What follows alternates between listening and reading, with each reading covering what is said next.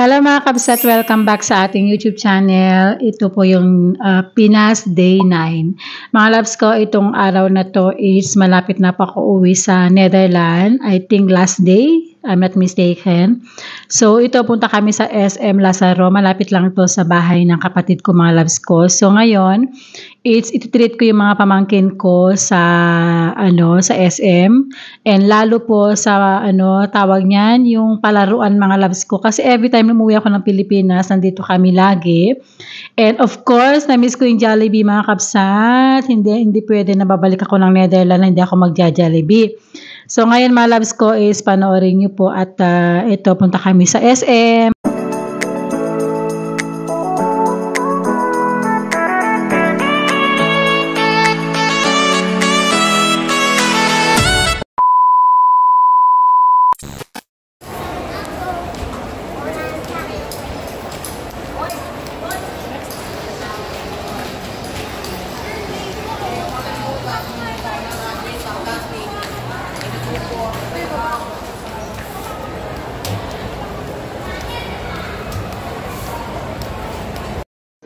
Yung mga pamangkin ko mga kapsat, super excited nila. And alam nyo ba, nakakatuwa kasi pag tuwing ako umuwi ng Pilipinas, talaga na-excited lahat sila kasi alam nyo, dun lang nila na-experience yung ganitong saya and ganitong talagang bonding. Kasi ako mga kapsat, kapag nasa abroad ako, ang ginagawa ko kasi hindi ko sila ni-spoil. So, minsan sabi ko sa kanila, importante mag-aral kayo mabuti, and importante is yung education. Kasi yung kasiyahan, yung ganito, yung tita, gusto ko ng kanya, no. Ang importante mga loves ko sa kanila kasi ako, dinidisiplina ko sila at gusto ko mag-aral kayo mabuti. Itong dalawang pamangkin ko na babae, super talino yan mga kapsat ko, yung naka-green 91 yung kanyang grades, average. Sorry mga kapsat. Yung isa naka-scribe naman ng green is 99 yung kanyang average. So yun, and super saya nila, and sabi ko sa kanila, enjoy nyo na kasi pag ako nakabalik na sa Netherlands, ay balik na naman sa dati.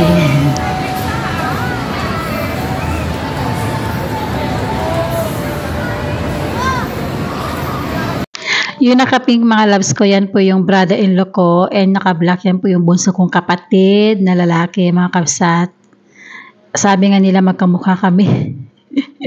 So yun mga kapsat, ayan, nag-enjoy sila, pinapanood ko lang sila at nakiki-join din ako. And feeling ko that day mga loves ko, grabe, super saya ko kasi kasama ko yung mga kapatid. Ito yung nakapula, yan po yung sumunod sa akin. Ito po yung bunsong babae. Saka yan po yung anak niya, yung isang kapatid. Yan po yung napaka-bravo mga kapsat ko.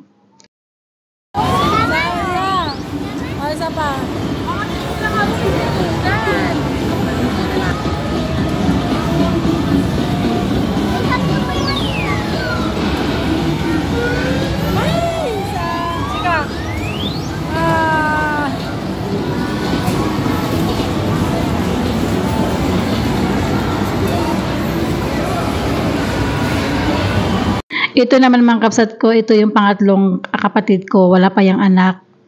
Tatlo kami na wala pang anak mga loves, na nag-enjoy sila. So ang hirap ko rin yan. Gusto sana yung pamangkin ko kaso tita, ang hirap naman.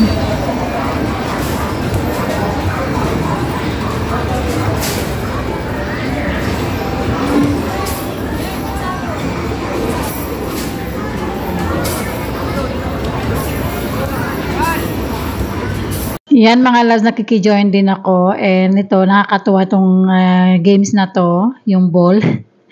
Ang hirap mag-shoot mga loves ko, and yung mga pamangkin ko, sabi tita, go, kaya mo yan.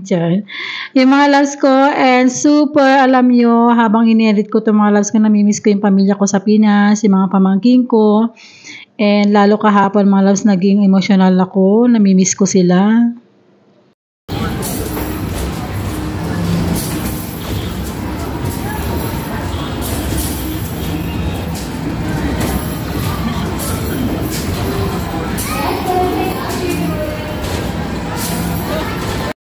Alam niyo, mas maganda talaga pag meron kayong video mga loves kasi pag na-miss mo yung mga pamilya mo sa Pilipinas, and lagi pwede mo siyang panoorin anytime, di ba?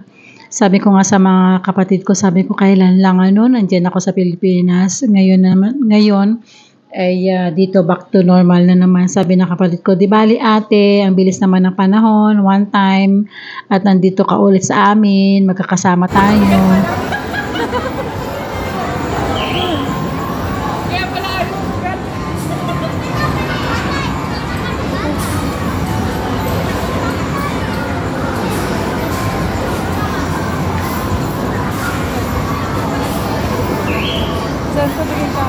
Itong dalawang pamangkin ko mga loves, super talino nitong dalawa na to. Lalo itong naka-green, napaka-bravo. Sabi tita, one day gusto ko gayaan kita maging vlog.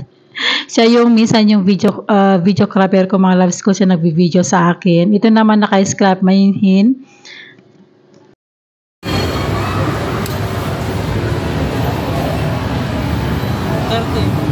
Oh, si Kwenta! Kwenta! Oh!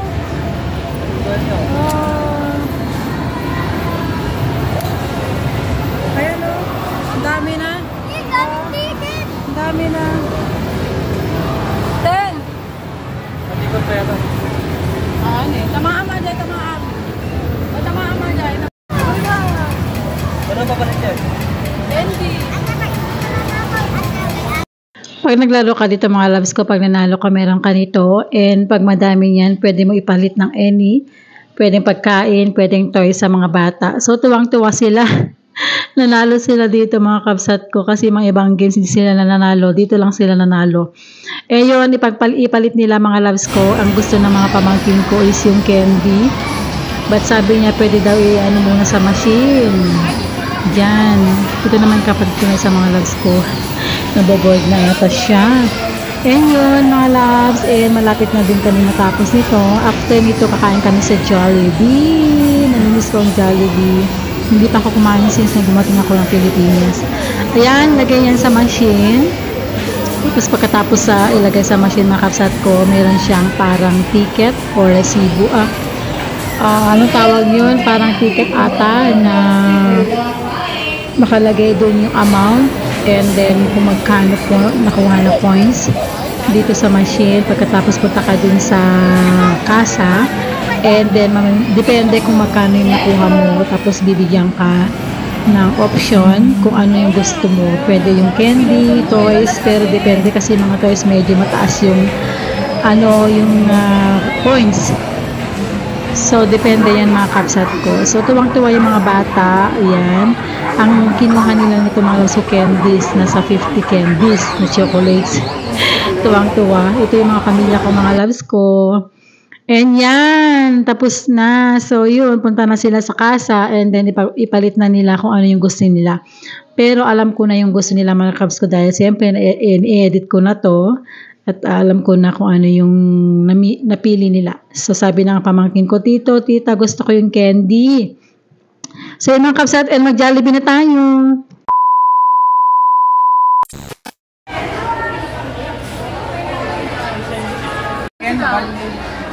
Yung 95, C1. Iwan. Oh. Ito. Regular yun ko. Pwede sa akin tubig? Oo. Tubig sa akin? Lang po tayo. Mawat. Ilan? Ito. Sa'yo, di ba burger steak? Ito. Oo. Tapos isa.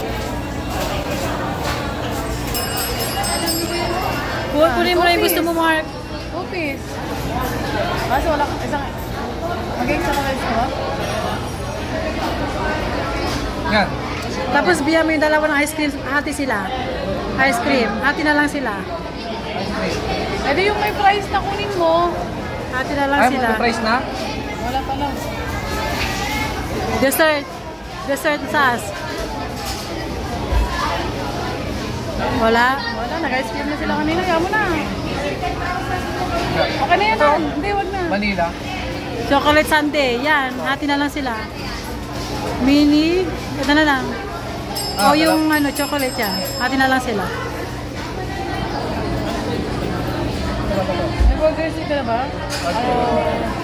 Tapos, extra rice, wala na? Ikaw mag-extra rice ka ba? Isa lang. Opo ka na. Isa lang.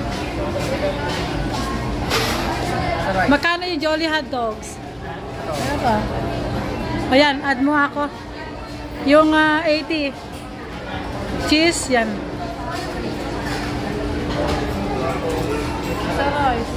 O, yan na lang. Yun mga loves, nag-order na kami. So, ang binayaran ko is 1,150, something like that. Kasi per order mga loves ko na sa 105. Depende kung ano yung mga order mo. So, ito na. Excited na sila. Oh, spice milk ulit. Dalawang bata.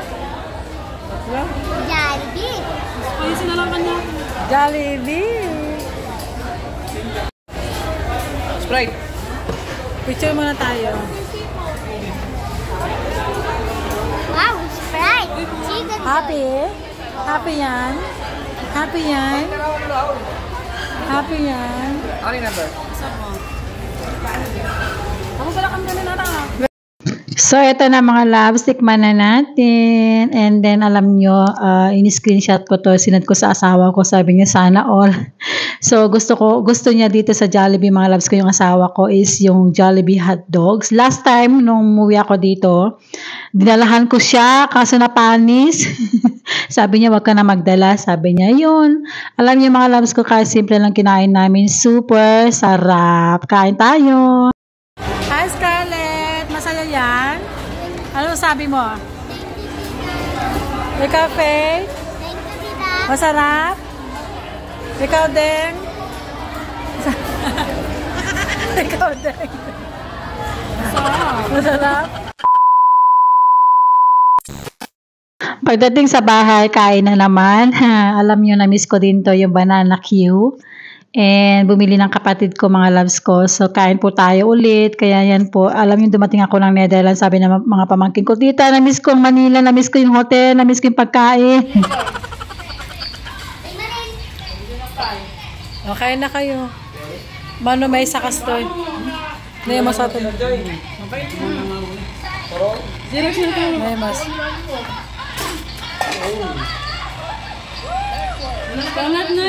Ayun na. Si Mark. Si Mark. Trabaho? So, habang ako ay kumakain, pinapanood ko sila mga kabsat ko. Ito, naalala ko, nandito ako sa hotel. Sabi ko, i-videoin ko nga to kasi ito yung the very good memory para sa kanila. So, ngayon mga loves, ito nga ang ganap.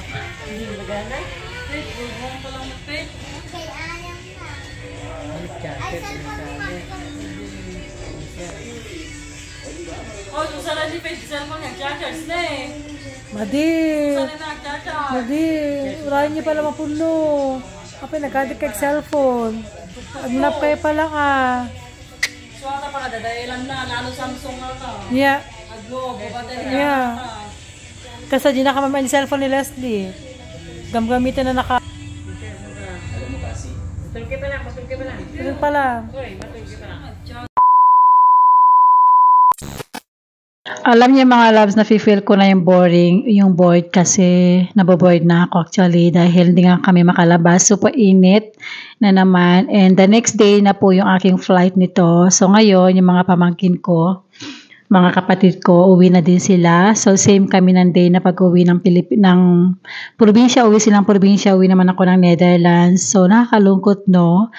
Pero ganun talaga, at least marami kaming memories.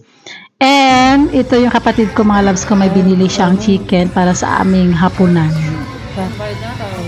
550. Ha? 550. 550? Ayan na yun.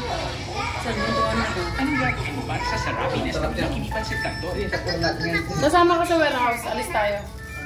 Ikaw naman sasama. Hoy, ano ulo mo dito? Duwala sa ano. Ano sa ito eh?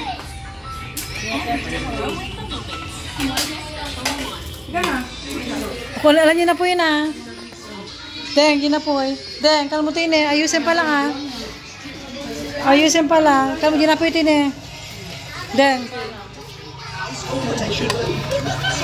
Sarado ni ganito ah. Deng, katay pa lang. Hoy, mangantay pa lang. Mangantay pa lang. Hindi na po yun eh. Deng, kalmutin na po yun eh.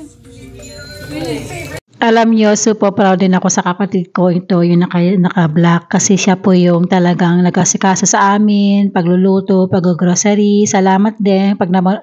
Pag napanood mo tong video na to, Deng, maraming salamat sa iyo and Mark sa pag-aasikaso sa amin. Thank you.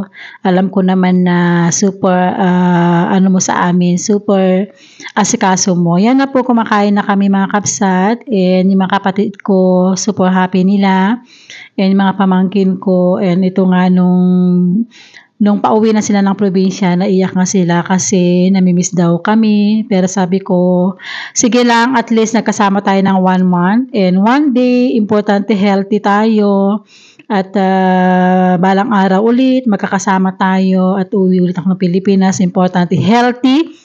At mag-iipon ulit kasi ang laki din na nagastos ko mga kapsat ko. Sabihin ko din yan pagkatapos lang ng video ko. I-discuss ko lahat kung magkano po yung nagastos ko mga kapsat ko. So yun, at yan.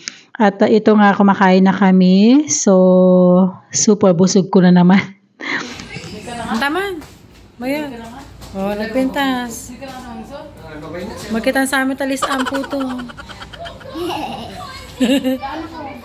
Magkita sa amin takuto. So yun na mga kapsat ko, dito ko na po yan yung aking vlog. So abangan nyo po ang part 10. I think yung part 10 ko is pauwi na ako ng Netherlands yan mga kapsat ko. So last episode na natin. Maraming salamat po at sana pag napanood to ng mga kapatid ko, thank you mga kapatid kong nasa Manila, nasa probinsya, mag-ingat kayo lagi. Love you all, yung nanay, tatay ko, lahat kayo, mga auntie ko, mga friend, and lahat po. So maraming salamat. And then ito, at dito ko na po end yung aking vlog. And please don't forget to like and subscribe. And see you again on my next vlog. Bye! Mwah!